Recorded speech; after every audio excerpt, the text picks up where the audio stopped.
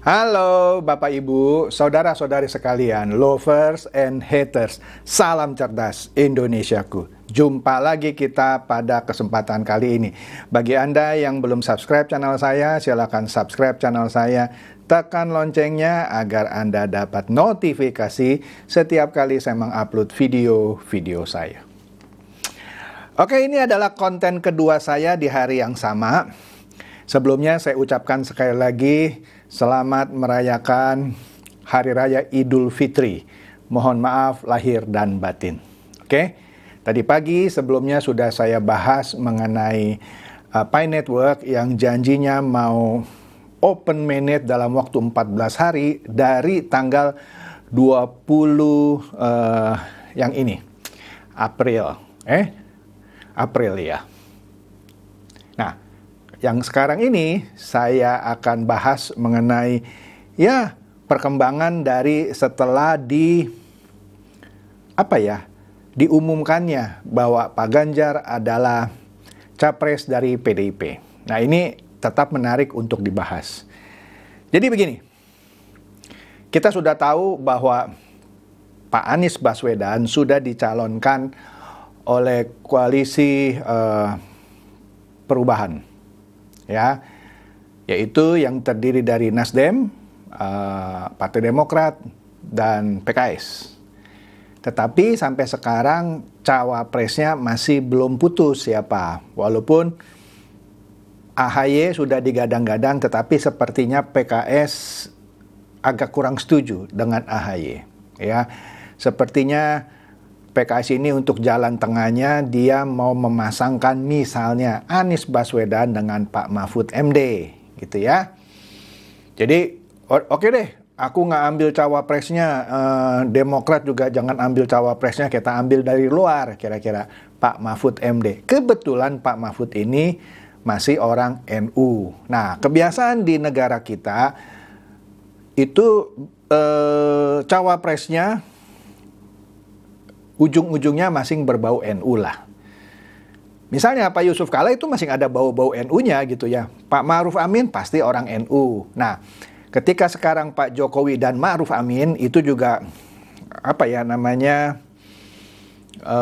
semua partai tidak dapat, maksudnya partai pendukung pemerintah tidak mendapatkan jatah cawapres. Jadi diambil jalan tengahnya seorang kiai, dalam hal ini Pak Ma'ruf Amin yang dari NU ya, juga untuk menarik simpatisan dari umat Islam.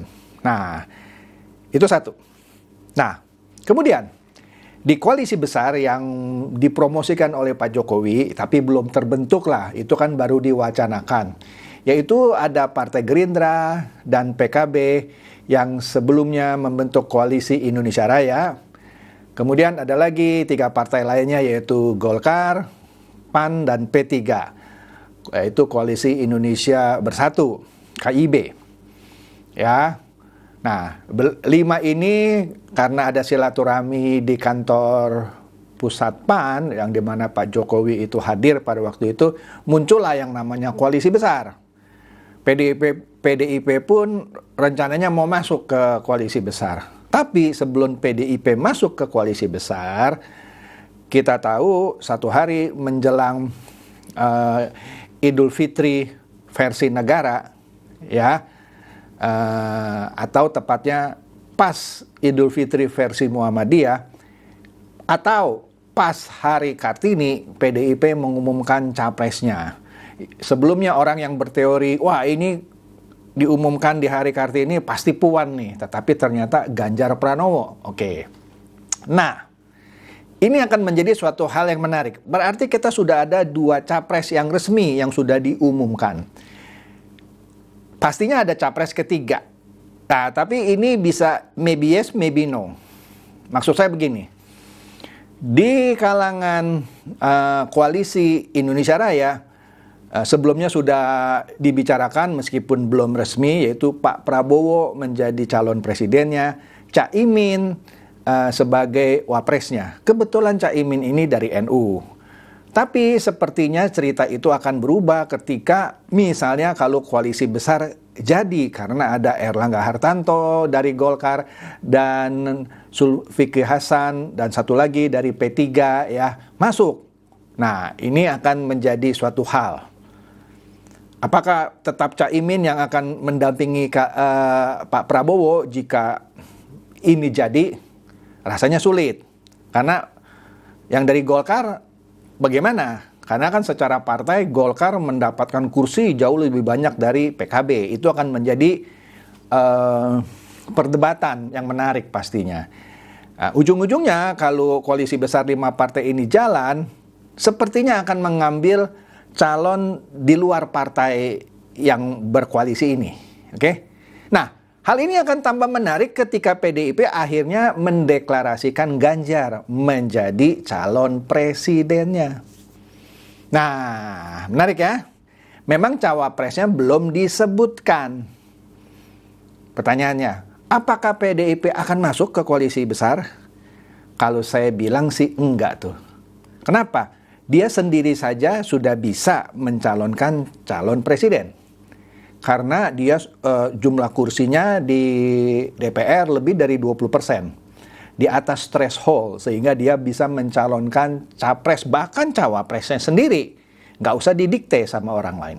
Oke? Dia nggak perlu. Nah, sebelumnya sudah ada sinyal-sinyal kan, di mana Pak Prabowo sama Pak Ganjar sering menemani Pak Jokowi, bahkan waktu itu orang menduga nih, ini sepertinya akan jadi duet. Entah Prabowo dengan Ganjar, atau Ganjar dengan Prabowo. Oke? Nah, waktu itu orang berpikir kalau diduetkan, entah itu Prabowo dan Ganjar, atau Ganjar sebagai capres, Prabowo sebagai cawapres, maka nanti Pilpres akan jadi satu putaran saja jika melawan Pak Anies. Oke?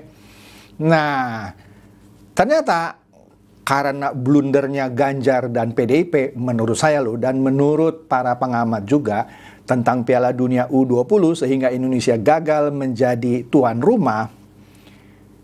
Nah, elektabilitas PDIP turun, begitu juga elektabilitas Ganjar Pranowo. Yang sebelumnya Ganjar Pranowo ini selalu sebut saja nomor 1 gitu ya, Pak Prabowo nomor 2, Anies nomor 3.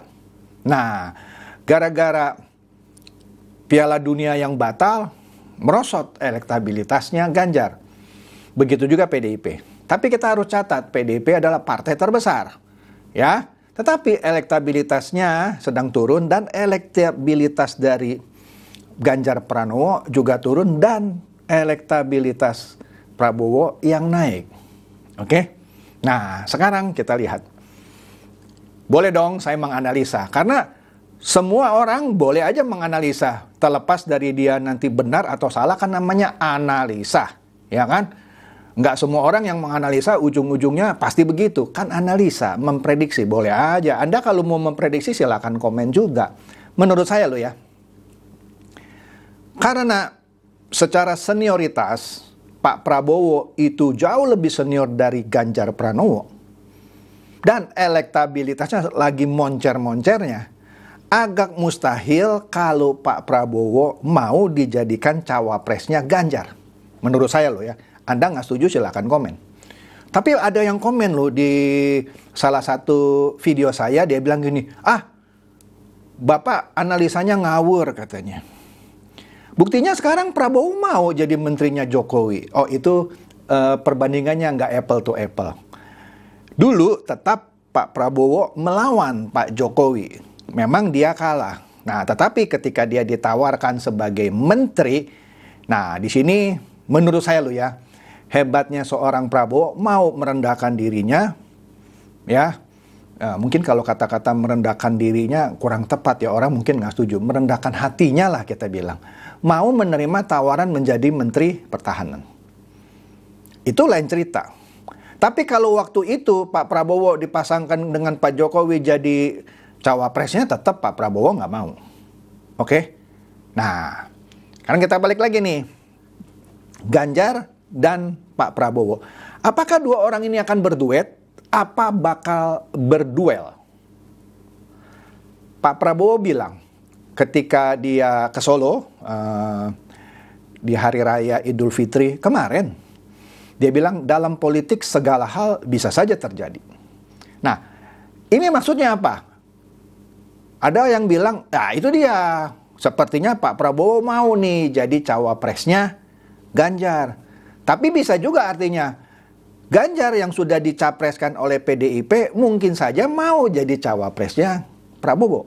Kan dalam politik segala macam mungkin, ya kan? Nah, sekali lagi ya, ini analisa saya, belum tentu analisa saya benar ya. Anda juga boleh beranalisa. Nah, kalau saya lihat, sangat kecil kemungkinan Pak Prabowo sekarang ini langsung mau dipasangkan sebagai cawapresnya Ganjar. Walaupun Pak Prabowo bilang dalam politik segala macam atau segala hal itu mungkin. Tapi saya melihat kecil kemungkinannya Pak Prabowo mau dipasangkan sebagai cawapresnya Ganjar. Oke, ada beberapa hal. Secara senioritas Pak Prabowo lebih senior ketimbang Pak Ganjar. Dia sudah pernah memimpin angkatan, ya, Kopassus dan segala macam, ya. Nah, pokoknya menurut saya sih ya, lebih banyak pengalamannya Pak Prabowo. Itu satu. Kedua, gengsi dari Pak Prabowo, ya kalau gengsi Pak Prabowo itu masalah pribadi ya. Tetapi gengsinya Gerindra ketika Pak Prabowo mau dipasangkan sebagai cawapresnya Ganjar, maka gengsi Gerindra akan turun. Kemungkinan diehardernya Gerindra akan kecewa. Karena para diehardernya Gerindra mengharapkan Prabowo, Bapak Prabowo gitu ya, tetap maju sebagai capres. Loh, kalau tiba-tiba jadi cawapres gitu ya, waduh, mereka jadi apa ya, harga dirinya merasa turun. Sekali lagi ya, ini kan analisa. Begitu juga dengan Ganjar Pranowo. Kalau Ganjar Pranowo dipasangkan ke siapa saja, menurut saya dia siap. Karena ada statement yang secara tidak langsung dia siap untuk dipasangkan dengan siapa saja. Kan petugas partai. Dia apa kata Ibu Mega? Iya dong. Misalnya Ibu Mega bilang, Ganjar, kita mau 1 putaran saja. Jangan sampai 2 putaran, buang-buang duit. Udahlah, kamu jadi cawapresnya Pak Prabowo. Mungkin, kan dalam politik segala macam bisa terjadi. Tetapi ini juga saya meragukan. Kenapa? Ada gengsi PDIP Perjuangan juga yang sudah mencapreskan Ganjar.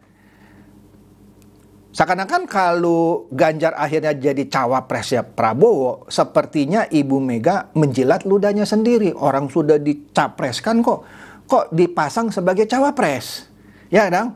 Kemudian para pendukung PDIP yang dieharder gitu ya, kecewa juga. Lah, Ganjar udah jadi capres, kok jadi cawapresnya Prabowo? Oke? Jadi tidak mudah ini. Jadi pertanyaan apakah akan terjadi duet atau duel, nah ini menarik.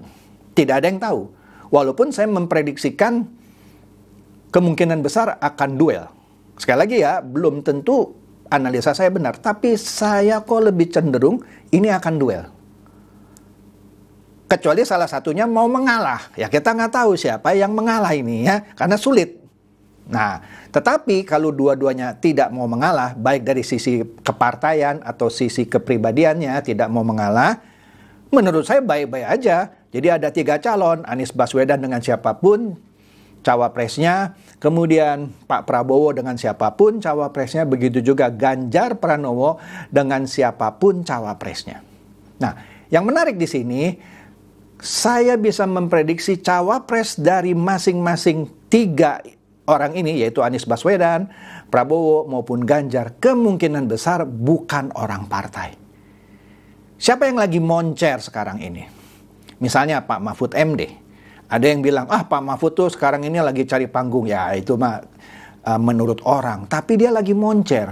Belum apa-apa sudah dipinang oleh PKS untuk mendampingi Anies Baswedan. Kemudian beberapa orang dari PDIP juga lagi mengincar Pak Mahfud sebagai wakilnya Ganjar Pranowo. Nah, kebetulan Pak Mahfud juga orang NU, ya. Kemudian siapa lagi? Erick Thohir. Nah, perlu dicatat ya. Ketika kita menghadapi suatu pilpres, seperti dulu ya, seperti ketika Pak Prabowo dipasangkan dengan Sandiaga Uno, kita sudah tahulah penyandang dadanya Sandiaga Uno. Ketika Pak Jokowi disandingkan dengan Yusuf Kalla, begitu juga Pak SBY disandingkan dengan Yusuf Kalla, penyandang dananya Yusuf Kalla.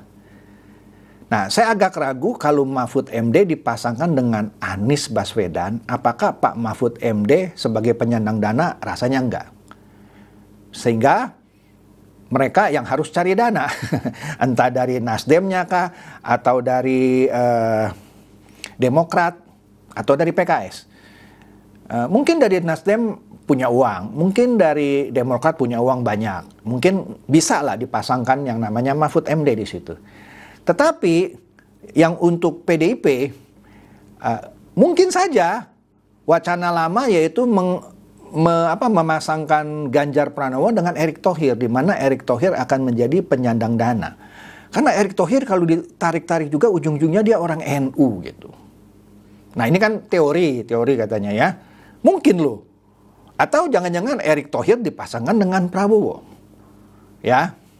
Jadi cawapresnya kemungkinan bukan dari partai manapun. Begitu juga cawapres dari Ganjar Pranowo. Kemungkinan besar orang NU. Siapa lagi yang lagi moncer? Misalnya Ridwan Kamil. Cuman Ridwan Kamil agak sulit menjadi cawapres manapun. Karena dia kan sudah masuk Golkar. Iya dong, masa dia melangkahi Erlangga Hartanto? Misalnya begini deh,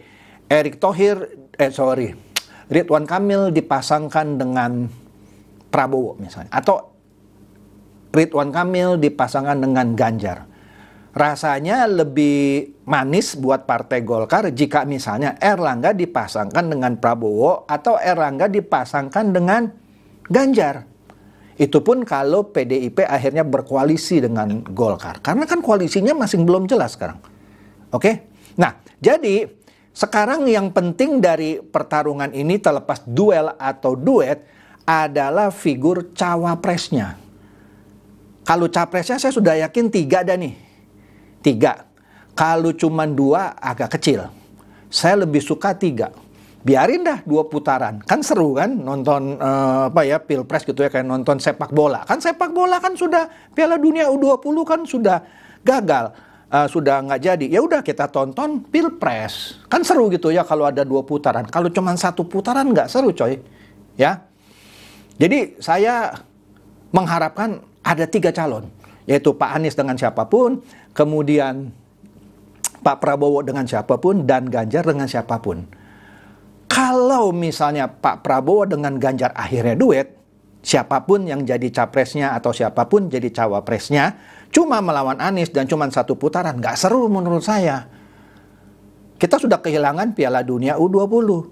Dan ini Pilpres cuma 1 putaran, nggak seru. Nah, serunya kalau 2 putaran. Oke, itu kan analisa saya. Oke deh, itu saja. Ini kan konten analisa-analisaan ya. Ya Anda boleh suka, boleh setuju sama pendapat saya, nggak suka pun komentar aja gitu ya. Oke, itu saja. Semoga ini mencerdaskan dan mencerahkan Anda semua. Silakan share video saya ini kepada teman-teman, sahabat, atau kerabat supaya mereka tambah cerdas dan tercerahkan. Seperti biasa, terima kasih.